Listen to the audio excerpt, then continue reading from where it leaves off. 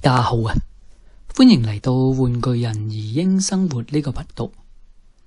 今日要同大家分享嘅就係我手上呢一件 Q 版嘅機械人。咁佢係乜嘢嚟嘅呢？佢真正嘅出處係 BB 戰士三國傳嘅英雄激突篇入邊嘅金靈 Gal Gugu， 即係格魯古古。呢一隻嘢都只得好基本嘅活動能力，例如話個頭會轉下啦，手臂會喐下啦，條腰都會轉嘅，腳部擰下咁咯，腳腕都會有啲擺動嘅能力嘅。不過如果諗住想擺咩 pose， 都真係唔使旨意啊！係啦，就係咁啦。附送嘅武器呢，就係佢手上面所揸住嘅兩支斧頭啦。咁我哋要點樣處理佢呢？對於呢啲舊模型，處理嘅方法最先就梗係拆啦。喺拆解嘅過程入邊，容許我講其他內容先吓。我作為一個支持烏克蘭抵抗俄羅斯嘅人，我諗住將呢件模型做成一個烏克蘭版本嘅格魯古古。咁點樣做到呢種嘢嘅呢？咁當然係喺配飾啦，同埋一啲嘅裝置上面動手腳啦。可能有人會話，點解要咁做呢？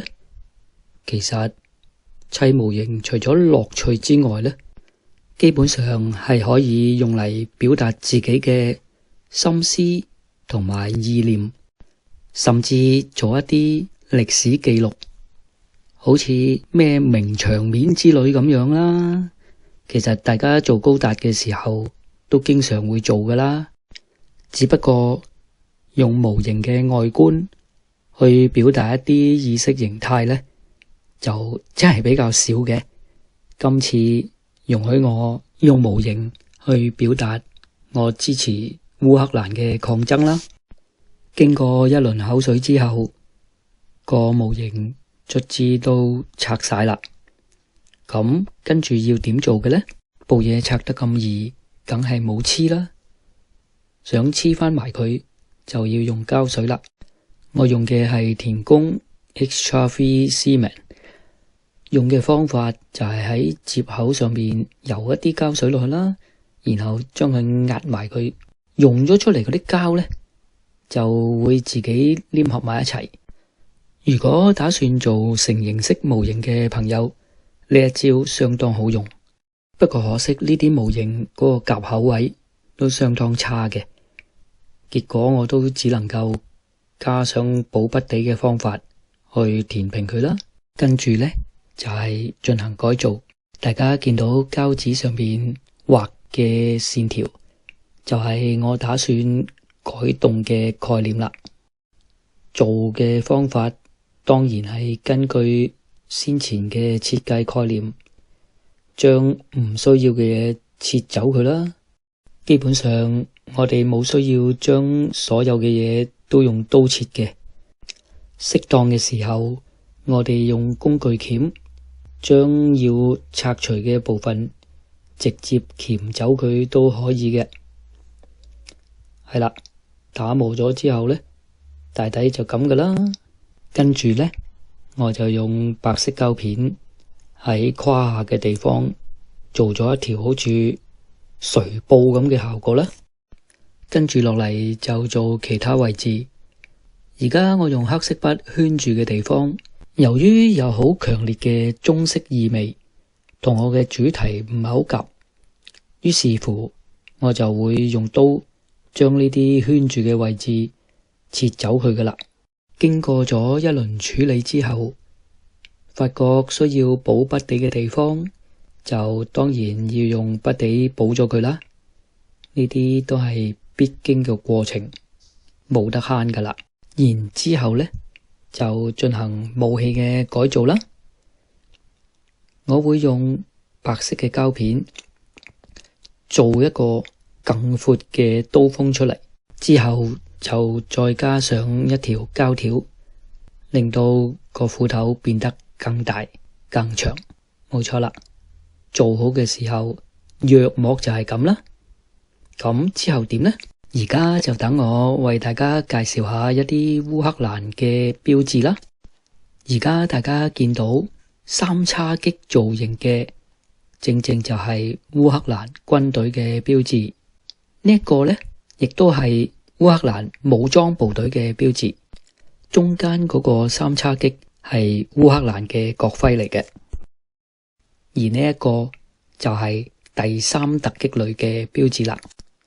我用 Printer 將頭先講嗰啲標誌編一個啱比例嘅，然後就做喺呢個模型身上。胯下嗰個呢，就係第三突擊旅個標誌啦。其他嘅大家睇到啦。之後就係開始上顏色啦。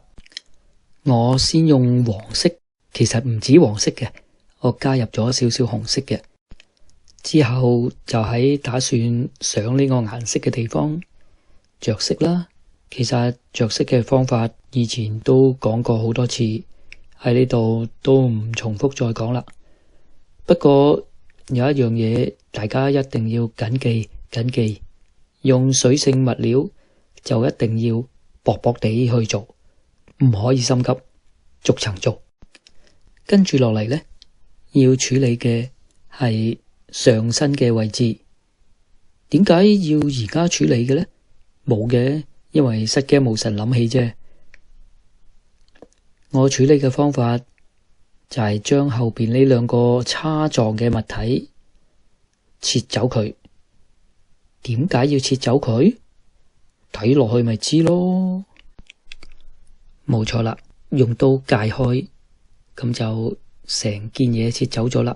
之後呢，我就將需要嘅地方接駁翻埋一齊，做成一個好似 Y 型嘅夾咁。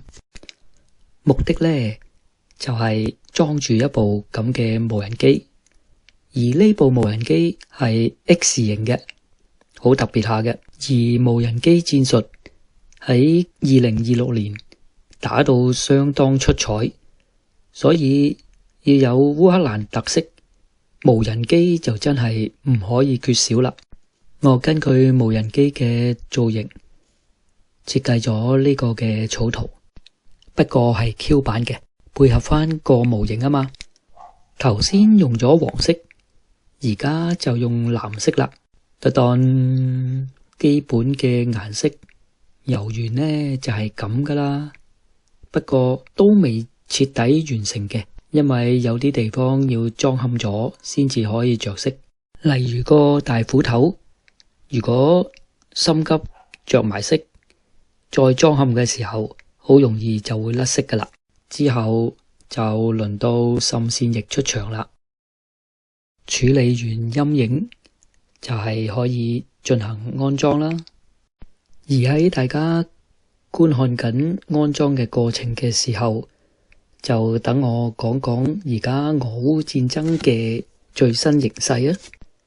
基本上烏克蘭採用咗無人機戰術，直接向俄羅斯各地嘅煉油設施、物流設施、補給路線進行咗多次嘅轟炸，成績亦都有目共睹。而軍事專家普遍相信呢一次嘅係一個好有效嘅逆轉，成為俄烏戰爭爆發以嚟戰爭嘅天平首次移向咗烏克蘭嗰一方面。早排烏克蘭甚至無祭出咗一個叫做40日遠程制裁嘅方案，逼俄羅斯進行談判嘅。可惜好景不常，就喺戰爭一片大好嘅時候，烏克蘭國內出現咗人事嘅動盪。事源係年青嘅國防部長費加羅夫嘅無人機戰術，同埋武裝部隊總司令西爾斯基之間出現咗好大嘅遼隙。評論人多數都會認為係烏克蘭嘅改革派同埋傳統嘅軍人嘅世代之爭，而澤連斯基就將費加羅夫革咗職。呢件事喺烏克蘭境內造成好大嘅動盪，甚至冇出現咗軍心不穩嘅現象添。然之後澤連斯基就乾脆將西爾斯基一併去革職，改由一位叫做德拉柏蒂嘅軍人接任武裝部隊總司令嘅崗位。而呢一位德拉柏蒂可以話係烏克蘭嘅戰爭英雄嚟嘅，而佢年紀亦都只不過係43歲，算係改革派嘅一份子。然而呢啲事情只不過發展咗幾日，目前都好難評估呢啲人事嘅變遷對俄烏戰爭造成幾大嘅影響。喺呢一度真係衷心希望澤連斯基有智慧去處理好呢啲嘅紛爭啦。畢竟冇人希望俄羅斯會漁人得利啩。好啦，講咗一輪俄烏戰爭局勢之後，組裝嘅過程大抵都完成啦。嗱，拎起俾大家睇下先。一個有烏克蘭顏色、烏克蘭標誌嘅格魯古古就咁樣呈現喺大家眼前啦。唔知大家覺得點呢？不過我都希望我嘅作品可以刺激下大家砌模型嘅時候，盡量去表達一下自己嘅心思意念。唔一定要政治嘅，向老婆仔女表達下關心都得噶。到最後就係黑色同銀色出場嘅時候啦，用佢哋嚟做乜？舊化咯。先前我都係咁做噶啦。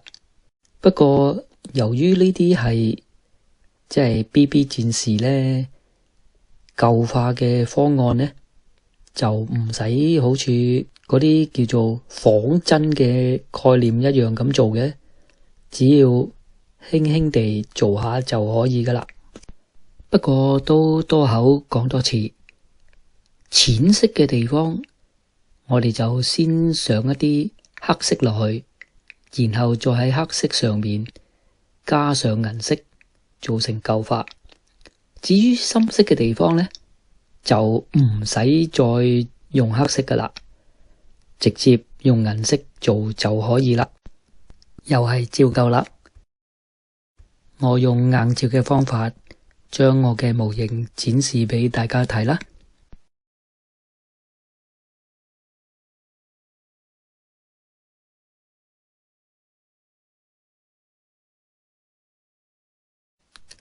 如果喜歡我嘅片，就請 Like、Share、Subscribe， 最好就俾啲 comment 我啦，大家分享下砌模型嘅樂趣啊！